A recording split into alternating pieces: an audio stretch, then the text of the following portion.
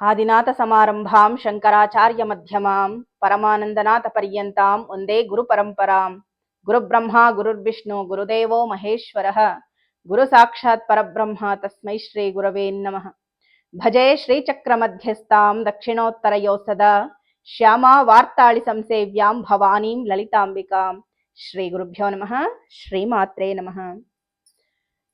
ನಮ್ಗೆ ಬಹಳ ಜನ ಶತ್ರುಗಳಿದ್ದಾರೆ ನಾವು ಕೆಲಸ ಮಾಡೋ ಹತ್ರ. ಏನ್ ಮಾಡ್ಬೇಕು, ಏನಾದ್ರೂ ಸಲಹೆ ಕೊಡಿ ಅಂತ ಕೇಳಿದ್ರು. ಪ್ರತಿಯೊಬ್ರು ಏನೇ ಪ್ರಾಬ್ಲಮ್ ಅನ್ಲಿ ನನಗೇನಾದ್ರೂ ಒಂದು ಪರಿಹಾರ ಗೊತ್ತಿದೆ ಅಂದ್ರೆ ನನಗೆ ಖಂಡಿತ ಅವ್ರಿಗೆ ಹೇಳಬೇಕು ಅನ್ನೋದು ಏನೋ ನಂಗೆ ಬರುತ್ತೆ. ಇನ್ನು ಏನ್ ಮಾಡ್ಬೋದು ಈ ರೀತಿ ಶತ್ರುಗಳು ಹೆಚ್ಚಾಗಿದ್ರೆ ಅಥವಾ ಜನರ ಕೆಟ್ಟ ದೃಷ್ಟಿ ನಮ್ಮ ಮೇಲೆ ಬಿದ್ರೆ ನಮ್ಮನ್ನ ಹೇಗೆ ನಾವು ರಕ್ಷಣೆ ಮಾಡ್ಕೋಬೇಕು. ಇಲ್ಲಿ ರಕ್ಷಣೆ ಅನ್ನೋದು ಬಹಳ ಮುಖ್ಯ. ಹಾಗೆಲ್ಲ ಹಿಂದಿನ ಕಾಲದಲ್ಲೆಲ್ಲ ರಾಜ ಮಹಾರಾಜರೆಲ್ಲ ಅವ್ರ ಹತ್ರ ಒಂದು ಕತ್ತಿಯನ್ನ ಇಟ್ಕೊಳ್ತಾ ಇದ್ರು ರಕ್ಷಣೆಗೋಸ್ಕರ. ಯಾಕೆ? ನಮ್ಮ ಆತ್ಮರಕ್ಷಣೆ ನಮಗೆ ಪ್ರಧಾನವಾದಂಥದ್ದು. ಮೊದಲು ರಕ್ಷಣೆಗೆ ಆದ್ಯತೆಯನ್ನ ಕೊಡಬೇಕು. ಈಗ ನಮ್ಮ ದೇಶವನ್ನ ರಕ್ಷಿಸ್ಕೋಬೇಕಂದ್ರೂ ನಮ್ಗೆ ಎಷ್ಟೋ ಸೇನೆಯ ಅವಶ್ಯಕತೆ ಇರುತ್ತೆ, ಶಸ್ತ್ರಾಸ್ತ್ರಗಳ ಅವಶ್ಯಕತೆ ಅನ್ನೋದಿರುತ್ತೆ. ಹಾಗೆ ನಮಗೂ ಕೂಡ ರಕ್ಷಣೆ ಅನ್ನೋದು ಬೇಕು ಪ್ರತಿಯೊಬ್ಬರಿಗೂ. ಏನು ನಮಗೆ ಯಾವ್ಯಾವ ರೀತಿ ರಕ್ಷಣೆ ಇರುತ್ತೆ, ಏನೆಲ್ಲ ಮಾಡ್ಕೋಬಹುದು, ಮಂತ್ರಶಾಸ್ತ್ರದಲ್ಲಿ ಏನೆಲ್ಲ ಇದೆ ರಕ್ಷಣೆಗೋಸ್ಕರ ಅನ್ನೋದು ನೋಡಿದ್ರೆ ಮೊದಲಿಗೆ ದೇವಿ ಕವಚವನ್ನ ಪಾರಾಯಣ ಮಾಡ್ಕೋಬೇಕು. ಕವಚ ಅಂದ್ರೆ ಆ ಹೆಸರೇ ಹೇಳೋ ಹಾಗೆ ಅಂದ್ರೆ ನಮ್ಗೊಂದು ಪ್ರೊಟೆಕ್ಟಿವ್ ಶೀಲ್ಡ್. ಅದು ನಮ್ಮನ್ನ ರಕ್ಷಣೆ ಮಾಡೋದಕ್ಕೆ. ಯುದ್ಧ ಮಾಡೋವಾಗ ರಾಜರೆಲ್ಲ ಧರಿಸ್ತಾ ಇದ್ರು, ಅಂದ್ರೆ ಅವರು ಕವಚಾದಿಗಳನ್ನ ಧರಿಸಿ ಅವ್ರ ಯುದ್ಧವನ್ನ ಮಾಡ್ತಾ ಇದ್ರು. ಆ ರೀತಿ ಪ್ರೊಟೆಕ್ಷನ್ ಅನ್ನ ಈ ಕವಚ ಅನ್ನೋದು ಕೊಡುತ್ತೆ. ದೇವಿ ಕವಚ ಅನ್ನೋದಿದೆಯಲ್ಲ, ಇದು ಬಹಳ ಅಂದ್ರೆ ಬಹಳ ಒಳ್ಳೆಯ ರಕ್ಷಣೆಯನ್ನ ಕೊಡುತ್ತೆ ನಮ್ಗೆ. ಇದನ್ನ ಪಾರಾಯಣ ಮಾಡ್ಬೋದು. ಇನ್ನು ದುರ್ಗಾ ಸಪ್ತಶತಿಯಲ್ಲಿ ಬರ್ತಕ್ಕಂತಹ ಪ್ರಥಮ ಅಧ್ಯಾಯ, ಇದನ್ನ ಪಾರಾಯಣ ಮಾಡ್ಬೋದು. ಈ ಪ್ರಥಮ ಅಧ್ಯಾಯದಲ್ಲಿ ಕಾಳಿ ಮಾತೆಯ ಸ್ವರೂಪ ವರ್ಣನೆ ಬರುತ್ತೆ. ಮಧುಕೈಟಭರನ್ನ ವಿಷ್ಣು ಸಂಹಾರ ಮಾಡಿದ್ದು ಇದು ಎಲ್ಲವೂ ಇರುತ್ತೆ. ಇದನ್ನ ಪಾರಾಯಣ ಮಾಡಿದ್ರು ಕೂಡ ನಮ್ಗೆ ಶತ್ರು ಸಂಹಾರ ಅನ್ನೋದಾಗತ್ತೆ. ಇನ್ನು ಮಂತ್ರಶಾಸ್ತ್ರದಲ್ಲಿ ನೋಡೋದಾದ್ರೆ ವಾರಾಹಿ, ಪ್ರತ್ಯಂಗಿರ, ಶರಭೇಶ್ವರ, ಸುದರ್ಶನ ಈ ಮಂತ್ರಗಳೆಲ್ಲವೂ ನಮ್ಮ ರಕ್ಷಣೆಗೆ ಇರುವಂಥದ್ದು. ಅಂದ್ರೆ ನಮ್ಮನ್ನ ನಾವು ಪ್ರೊಟೆಕ್ಟ್ ಮಾಡ್ಕೋಬೇಕು. ಮೊದಲು ನಾವು ರಕ್ಷಣೆಯಾಗಿದ್ರೆ ನಾವೇನಾದ್ರೂ ಮಾಡ್ಬೋದು. ಬಹಳ ಮುಖ್ಯ, ರಕ್ಷಣೆ ಮಾಡ್ಕೊಳ್ಳೋದು ಬಹಳ ಮುಖ್ಯ. ಇನ್ನು ಕೆಲವರು ಹೇಳ್ತಾರೆ ಪ್ರತ್ಯಂಗಿರ ಫೋಟೋವನ್ನ ಮನೇಲಿ ಇಟ್ಕೋಬಾರ್ದು.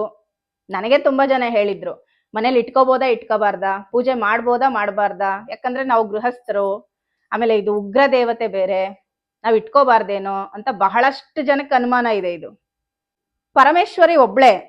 ಇವಾಗ ನಮ್ಗೆ ವಿದ್ಯೆ ಬೇಕು ಅಂದ್ರೆ ಅವಳೇ ಸರಸ್ವತಿ ರೂಪದಲ್ಲಿ ಬರ್ತಾಳೆ.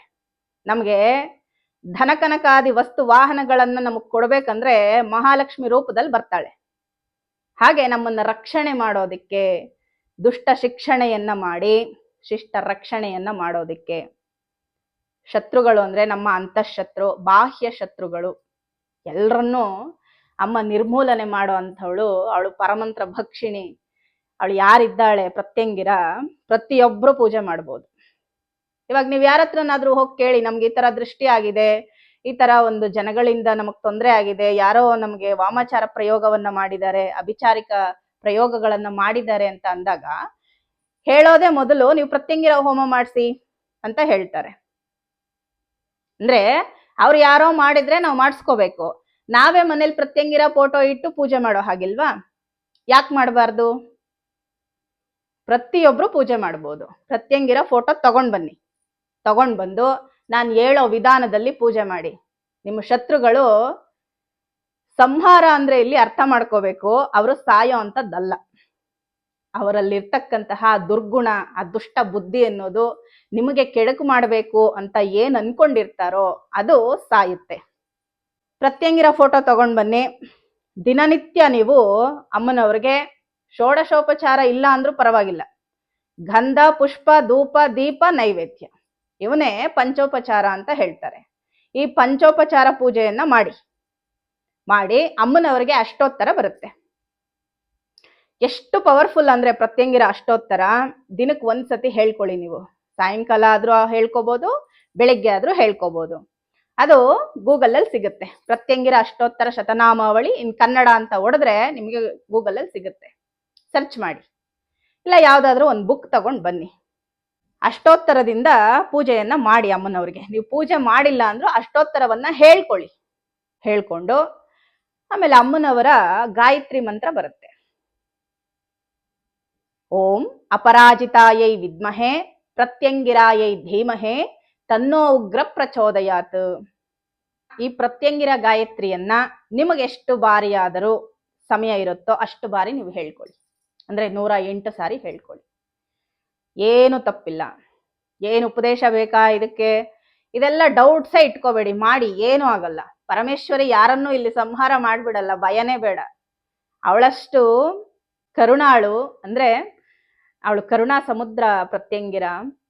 ಇನ್ನೊಂದು, ಅವಳ ಅಷ್ಟೋತ್ತರದಲ್ಲಿ ಆಶ್ರಿತ ಕಲ್ಪವಲ್ಲಿ ಅಂತ ಬರುತ್ತೆ. ಅಂದ್ರೆ ಯಾರು ಅವಳನ್ನ ಆಶ್ರಯಿಸ್ತಾರೋ ಅವರಿಗೆ ಅವಳು ಕಲ್ಪ ವೃಕ್ಷದ ಹಾಗೆ ಅವ್ರು ಕೇಳಿದ್ನೆಲ್ಲ ಕೊಡ್ತಾಳೆ ಜಗನ್ಮಾತೆ. ಭಯವೇ ಬೇಡ ಯಾರಿಗೂ. ಇನ್ನು ಪ್ರತ್ಯಂಗಿರ ಅಮ್ಮನವರ ಸ್ತುತಿ ಬರುತ್ತೆ, ಒಂದು ಚಿಕ್ಕದಾಗಿ ಬರುತ್ತೆ, ಅದನ್ನ ನಾನು ಹೇಳ್ತೇನೆ. ಆಸಕ್ತಿ ಇರೋರು ಬರ್ದಿಟ್ಕೊಳ್ಳಿ.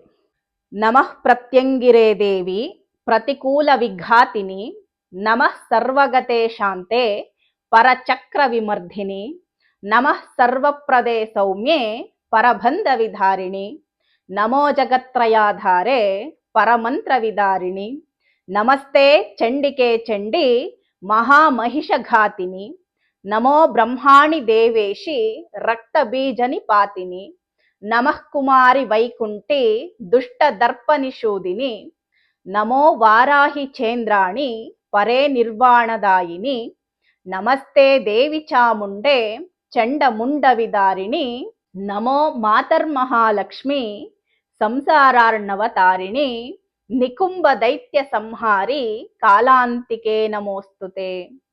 ಜಯ ಪ್ರತ್ಯಂಗಿರೇ ದೇವಿ ಜಯ ವಿಶ್ವಮಯೇ ಶಿವೆ, ಜಯ ದುರ್ಗೆ ಮಹಾದೇವಿ ಮಹಾಕೃತ್ಯೇ ನಮೋಸ್ತುತೆ. ಜಯ ಪ್ರತ್ಯಂಗಿರೇ ವಿಷ್ಣು ವಿರಿಂಚಿ ಶಿವಪೂಜಿತೆ, ಸತ್ಯ ಜ್ಞಾನಾನಂದಮಯಿ ಸರ್ವೇಶ್ವರಿ ನಮೋಸ್ತುತೆ.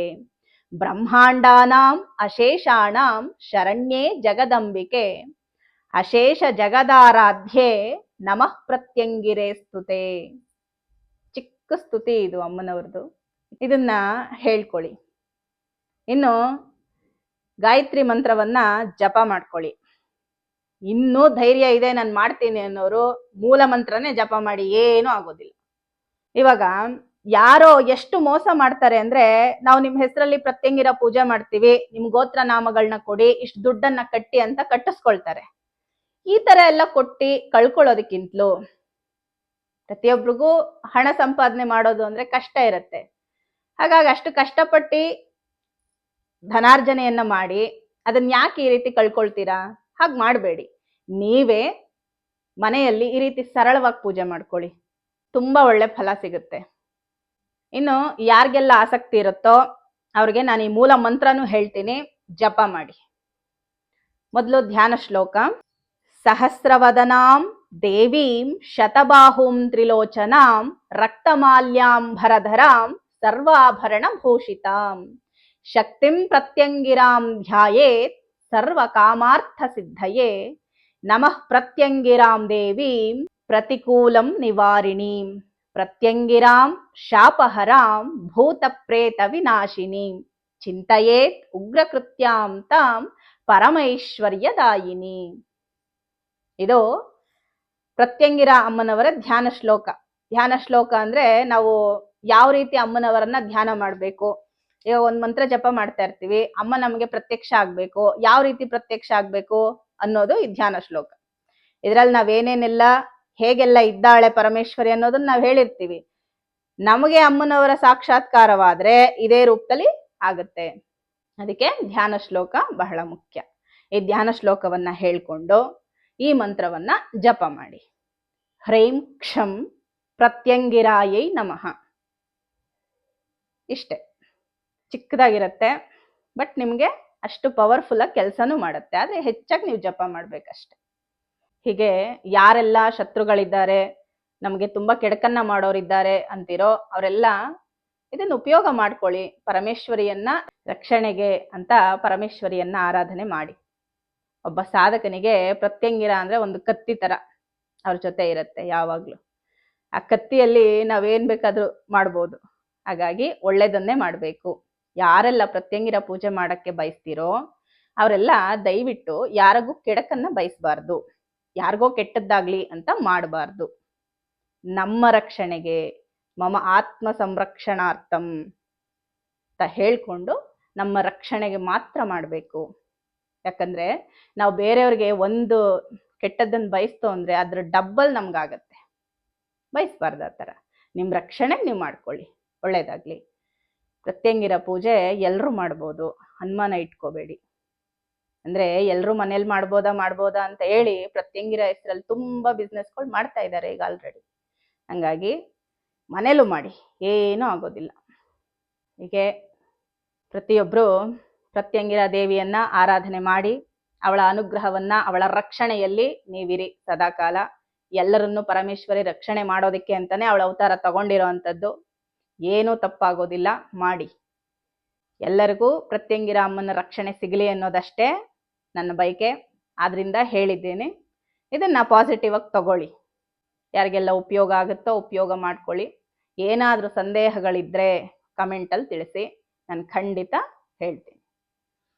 ಎಲ್ಲರಿಗೂ ಪರಮೇಶ್ವರಿ ಅನುಗ್ರಹವಾಗಲಿ. ಲೋಕಾ ಸಮಸ್ತ ಸುಖಿನೋ ಭವಂತು, ಸಮಸ್ತ ಸನ್ಮಂಗಳಾನಿ ಭವಂತು.